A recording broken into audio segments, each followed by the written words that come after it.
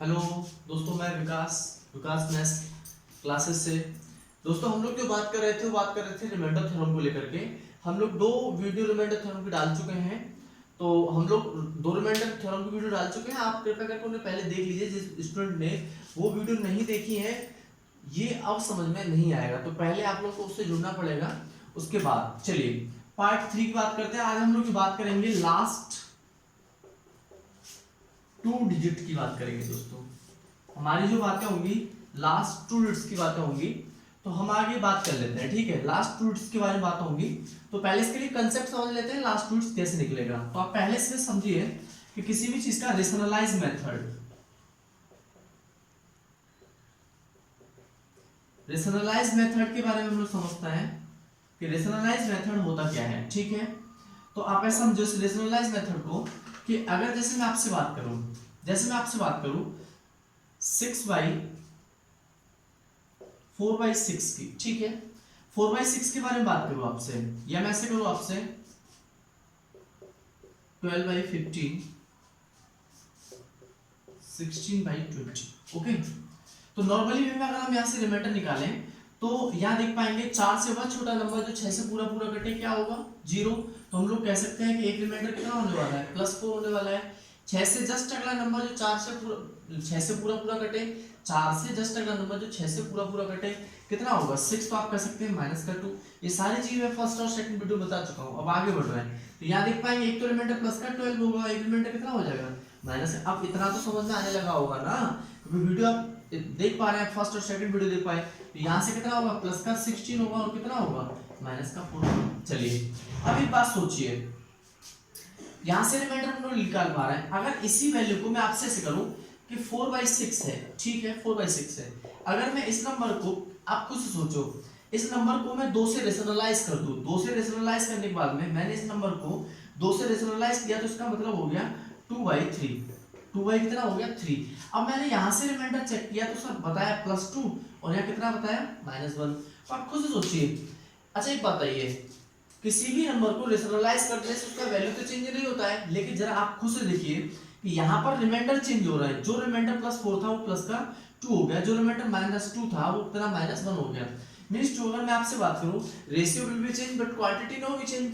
Ratio change होने से कभी क्वांटिटी चेंज नहीं होती है, लेकिन यहाँ पर तो क्वांटिटी चेंज हो गई है। तो हम इस बात को, अगर मैं इस चीज को 3 से रेशनलाइज करूं तो 3 से रेशनलाइज करने पर कितना होगा 4, और 3 से रेशनलाइज करने पर कितना हो जाएगा 5। यानी मैंने इसको 3 से रेशनलाइज किया, तो यहाँ से रिमाइंडर कितना आने वाला है +4, कितना हो जाएगा -1। ठीक है, अब यहाँ देखें, इसको मैंने 4 से रेशनलाइज किया, तो यहाँ भी आप चेक करेंगे तो यहाँ भी रिमाइंडर गलत है, मतलब अपोजिट आ रहा है, सेम नहीं आ रहा है। तो रेशियो चेंज करने से क्वांटिटी चेंज नहीं होती है, लेकिन यहाँ ऐसा हो रहा है। तो इसके लिए भी समझेंगे हम लोग। तो 4 से 4 टाइम्स और 4 से 5 टाइम्स, तो यहाँ से रिमाइंडर कितना होगा +4 और यहाँ से कितना होगा -1। तो खुद से सोचो, किसी भी नंबर को रेशनलाइज करने से रिमाइंडर चेंज नहीं होते हैं, लेकिन आप खुद से सोचिए, अगर आपने जिस नंबर से उसको रेशनलाइज किया है उस नंबर से उस वैल्यू में सेम लाने के लिए क्या आपको मल्टीपल करना पड़ेगा, बिल्कुल करना पड़ेगा। तो आप खुद से सोचो, आपके पास जो रिमाइंडर है, अगर आप इनसे सेम मैच करना चाहते हैं तो जिस नंबर से आपने इस नंबर को रेशनलाइज किया था उसी नंबर से उन नंबर को फाइनली रिमाइंडर में क्या करना पड़ेगा, मल्टीपल। यहाँ फाइनली रिमाइंडर कितना था +4 था। अब यहाँ रिमाइंडर जो आ रहा है तो +2 तो आ रहा है, मान लीजिए नेगेटिव इग्नोर कर देते हैं। तो इस रिमाइंडर को जिस नंबर से आपने रेशनलाइज किया था अंत में, उतने से क्या करना होता है, उसे मल्टीपल करना होता है, उससे क्या करना होता है मल्टीपल। तो यहाँ फाइनली रिमाइंडर कितना है +4। फाइनली रिमाइंडर में आपने किससे रेशनलाइज किया था, 3 से। किससे रेशनलाइज किया था, 3 से। तो इसे हमें कितने से मल्टीपल करना पड़ेगा, 3 से। कितना रिमाइंडर हो जाएगा +12, यहाँ भी कितना है +12 है। हमने इसे कितने से रेशनलाइज किया था, 4 से। तो जो फाइनल रिमाइंडर है उसे जिस नंबर से आपने रेशनलाइज किया था उतने से क्या करना पड़ेगा आपको, मल्टीपल।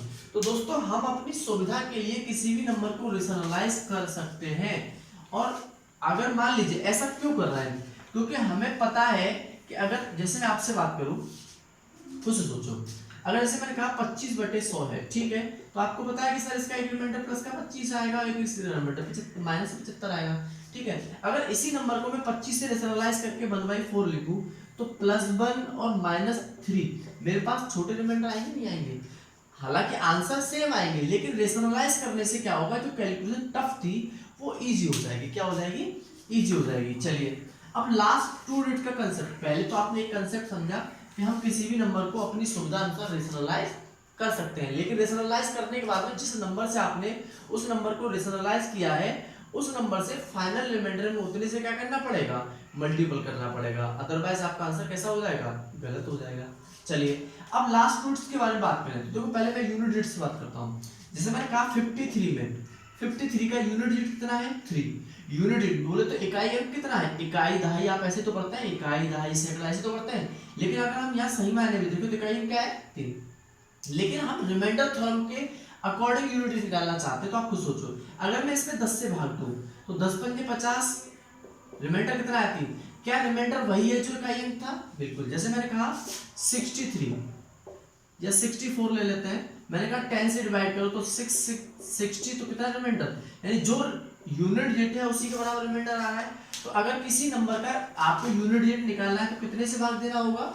10 से। ठीक है। अब जैसे कहा मैंने 653, अब मुझे इसके लास्ट के 2 अंक चाहिए। कितने? लास्ट के 2 डिजिट्स। तो लास्ट के 2 डिजिट्स में देखने पर कितने? फिर 5 और 3 2 डिजिट्स, नंबर नहीं, नंबर तो 53 होगा, 53 संख्या 53 बोली जाएगी, लेकिन मुझे चाहिए अंक।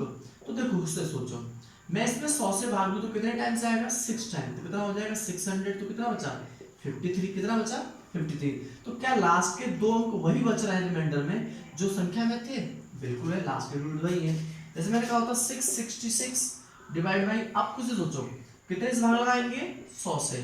कितने टाइम से आएगा? 7 टाइम्स। तो लास्ट के 2 यूनिट्स वही है जो रिमाइंडर यूनिट संख्या में है। चलिए तो क्या पता चल रहा है? क्या पता चला कि अब जैसे मान लीजिए कोई नंबर लिखा है, ये नंबर मैंने लिखा और इसके लास्ट के 3 डिजिट्स चाहिए, तो कितने से भाग लगाएंगे? 1000। तो 6 टाइम्स आएगा, कितना हो जाएगा? 6000। तो कितना बचेगा? 553। तो लास्ट के डिजिट्स वही है ना जो नंबर में थे? बिल्कुल। तो हम लोग क्या समझ पा रहे हैं कि अगर हमको अंतिम एक अंक चाहिए तो कितने से भाग लगाना पड़ेगा? 10 से। कितने से लगाना पड़ेगा? 10 से। अगर लास्ट के 2 अंक चाहिए तो कितने से भाग लगाना पड़ेगा? 100 से। और लास्ट के 3 अंक चाहिए तो कितने से भाग लगाना पड़ेगा? 1000 से। दोस्तों 3 अंक का क्वेश्चन बहुत रेयर केस में मिलता है, बेसिकली आपसे जो सवाल पूछेगा वो 2 अंक का पूछेगा। ठीक है, तो अब चलते हैं एग्जाम क्वेश्चन के एग्जाम्पल से समझेंगे। हम लोग जो कॉन्सेप्ट पढ़ने वाले हैं वो है पढ़ने वाले हैं लास्ट 2 डिजिट। तो टॉपिक का जो नेम है लास्ट 2 डिजिट।